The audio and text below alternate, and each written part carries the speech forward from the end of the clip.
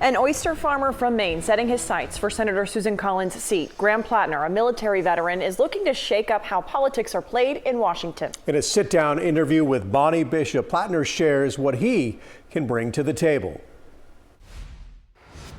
Outside of going to the U.S. Senate, nothing could get me off the ocean. If you look in Graham Platner's yard, you're not going to find a white picket fence.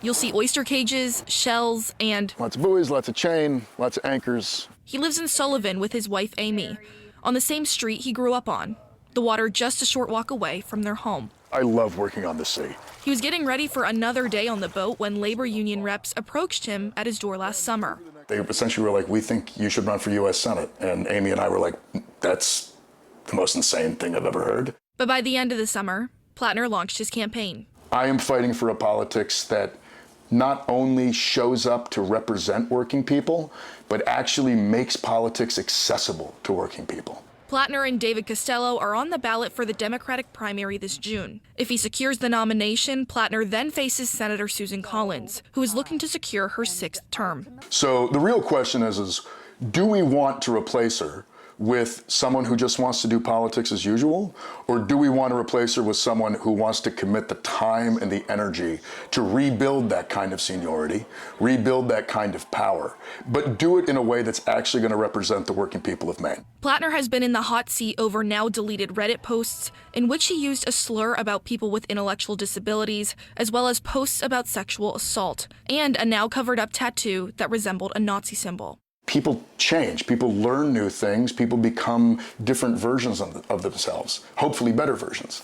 And so my journey to where I am right now, it's been a journey, and it's been one of ups and downs.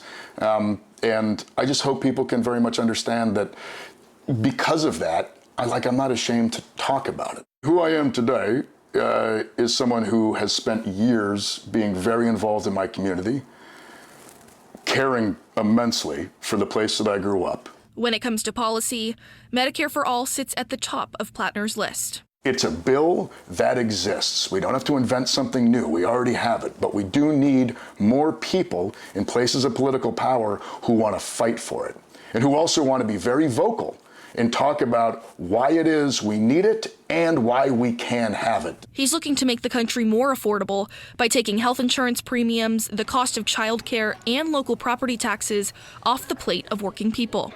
We can do it by raising taxes on the ultra-rich and by breaking up the corporations that have been driving up prices just because it's greed, it's price gouging. And we need to make all of that illegal. Platner says U.S. immigration and customs enforcement should be dismantled, looking to build something else entirely and invest in a, frankly, larger administrative system around immigration so we can effectively handle it and allow people to come to this country legally and partake in the American dream. And get labor protections, pay into the system, pay into Social Security, pay taxes. Platner wants voters to know that change is possible if they build power together. When regular people organize and build power together, we can actually build a better future. The Democratic primary for Senate is on June 9th. In Sullivan, I'm Bonnie Bishop for Commitment 2026.